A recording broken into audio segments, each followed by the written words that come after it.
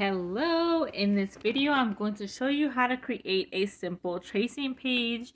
So what we're going to do first is I'm going to click on the plus sign. I'm doing this on my phone, so Canva is going to look a little different. But you're going to click on the plus sign so we can go to custom size. Once we're at custom size, we're going to change our units to inches. Now, it all depends on what size you want your ABC book or your tracing workbook. So a workbook size is 8.5 by 11 inches. But if you're trying to do like my first ABC book, a small square book size would be 8.5 by 8.5. So you want to keep in mind what size you want to have your workbook slash book be. So I'm just going to click 8.5 by 11 inches just so I can show you how to do a tracing page. And here you'll see I have my margins already set up. But the way to find your margins is you go to File and then you click Show Margins. And now you'll see like a border that you can work with. When printing, this Canva border is not going to show. This is just a guide to show you where you want your border or page to start and stop.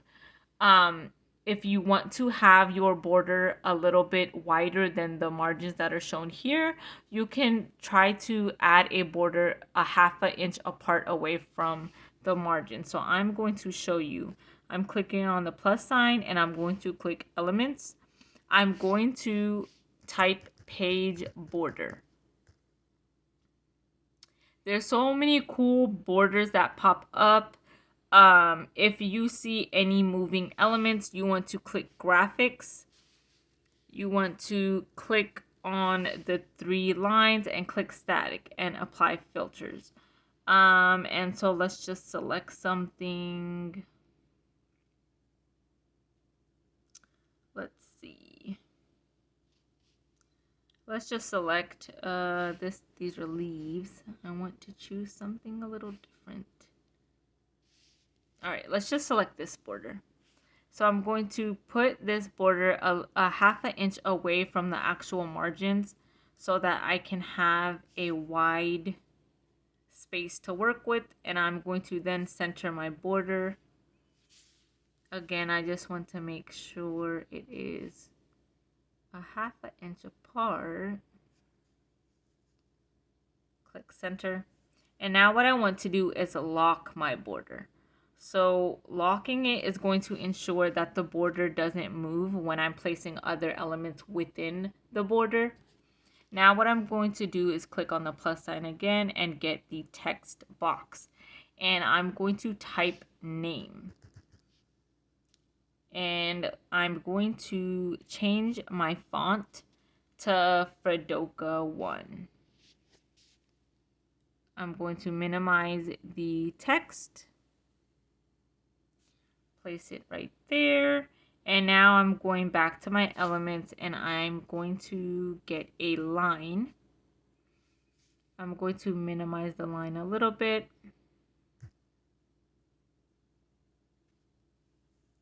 And I'm going to add it to the page. That's a little too close to my border.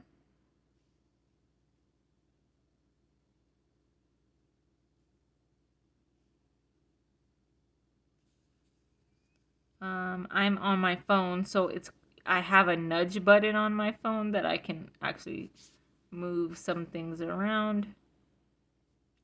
And now we're going to have name.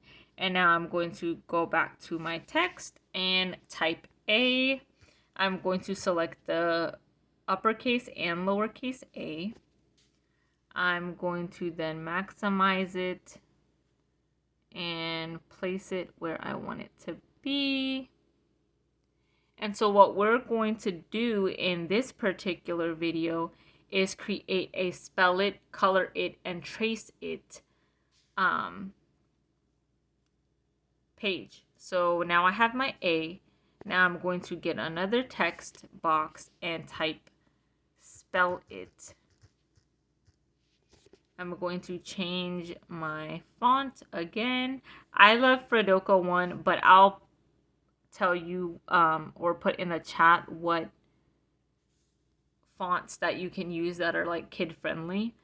Now I'm going back to my element section and I'm going to get a box.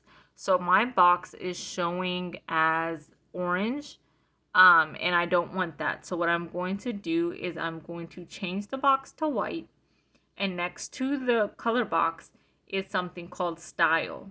And I'm going to select border, and I'm just going to select a solid border, and now we have a box.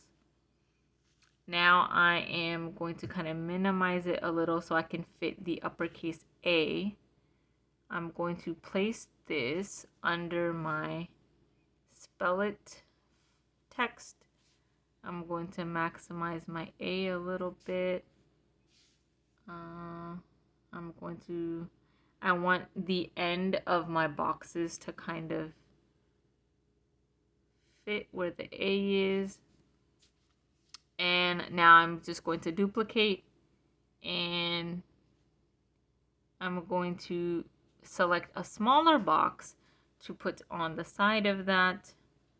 I'm just going to use my nudge button.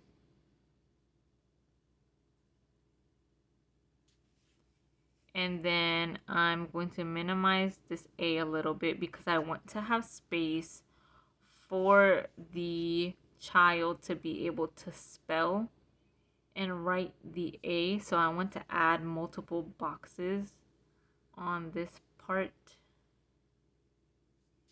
And then I'm going to duplicate this.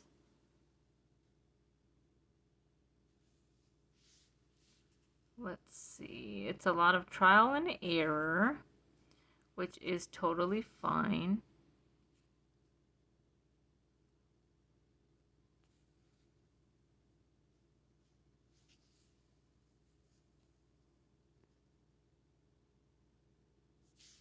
And then let's minimize this box a little.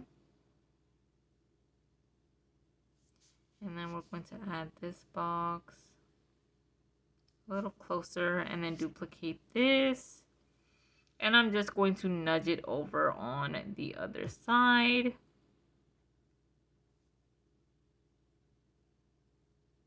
All right.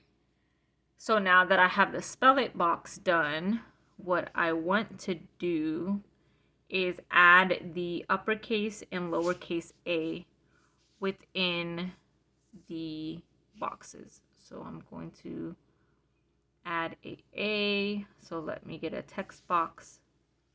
I'm going to change this to A. And I'm really just going to be using my nudge the entire time of this video because it is so much easier for me to do this on my phone. And then I'm just going to duplicate this and then turn it into a lowercase a and add that within the box.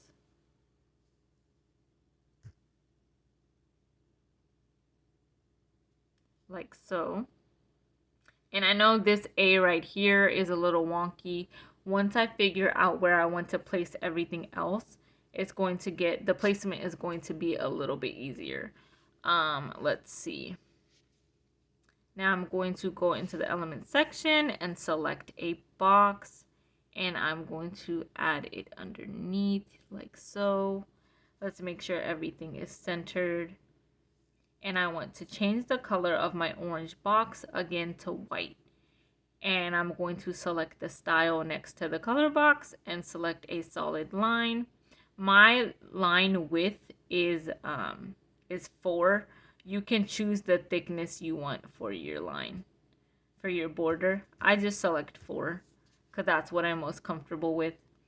And now we're going to find outlines that are corresponding to the letter. So I'm going to just type in apple outline. Like so. Let's minimize it a little bit. And then let's find an airplane outline.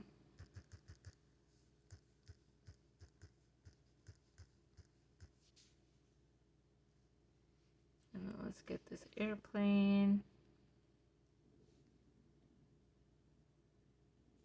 And then I'm going to get an acorn.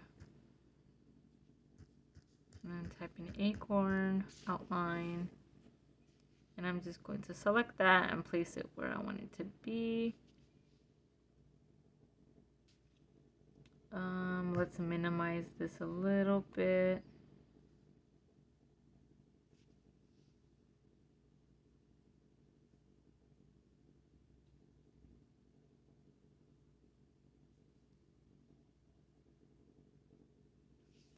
Now I'm just going to duplicate where it says color it, and I'm going to change it to, or excuse me, duplicate where it says spell it and change it to color it. Like so, and then I'm just going to add that into my box.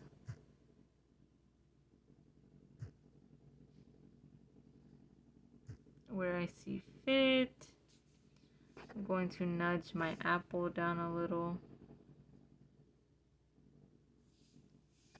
Same with the airplane. And the acorn. And you see these red guides? That's telling me that everything is placed like congruently and side by side. These guides help a lot when it comes to making sure that all the boxes are centered, your letters and everything are placed correctly. I'm going to now duplicate where it says color it and just type in trace it. I'm duplicating these boxes because I don't feel like going back to get a text box and changing the font, but of course do what you feel most comfortable with. I'm just showing you the techniques. And here we're going to say trace it. And now what I'm going to do is go back into my element section and get a line like so. And now I'm going to, let's see, I'm going to work from the bottom up just because I want to center this, and I'm just going to nudge it all the way to the bottom like so. And then I'm going to duplicate the page. I want the lines to be a half an inch apart from each other, and my middle line I want it to be dashed. So what I'm going to do is click on line style and click on the dash.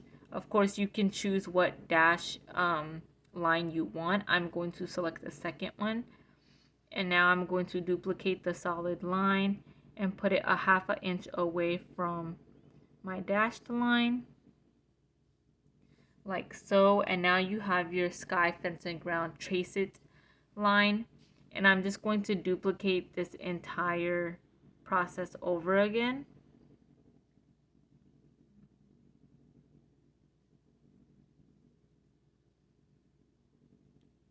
Like so.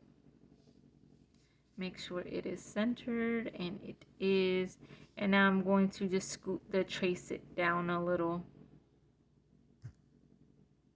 like so. And I'm going to scoot everything down a little because I'm noticing I don't have any room for my actual letter A.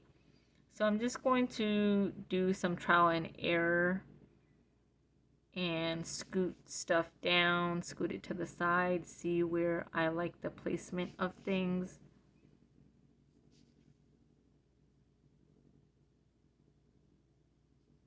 That works for me.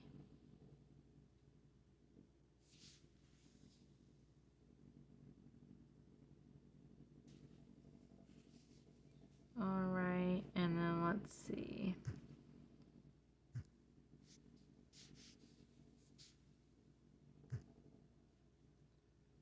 That's too small. Let's go back.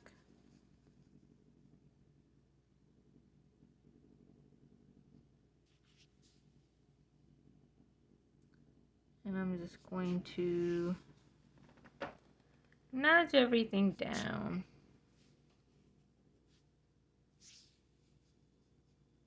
Now, of course, if you don't want to add as much activities on one page, you can easily just do a tracing, like A is for apple, and add some tracing lines for the child to trace.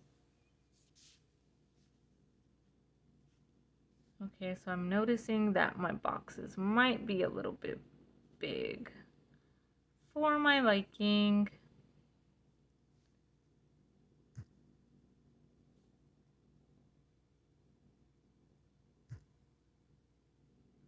All right, so let's try this again. I'm going to throw these boxes in the trash and try to minimize these letters to fit in this box. What I want to do is try to add another box, and let's see, because I want to have the letter A be a little bit bigger. So I'm just going to nudge again, like so.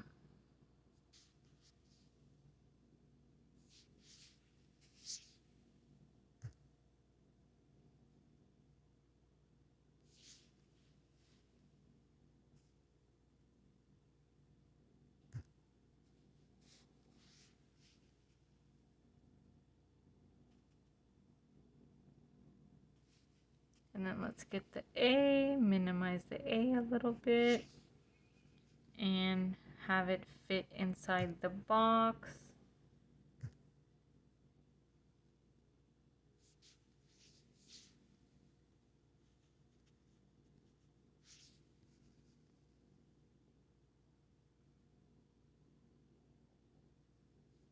All right, now let's enlarge this and see how it goes.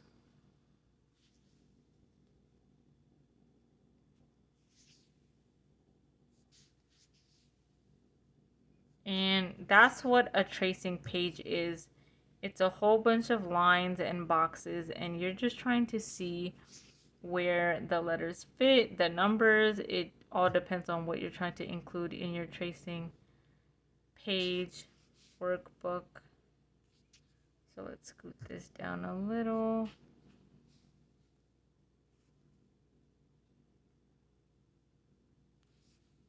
And then I'm going to scoot the spell it text down like so. Maybe I should add that up there.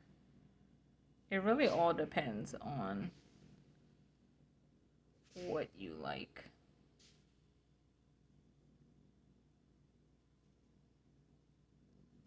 I'll just leave the A right there for now.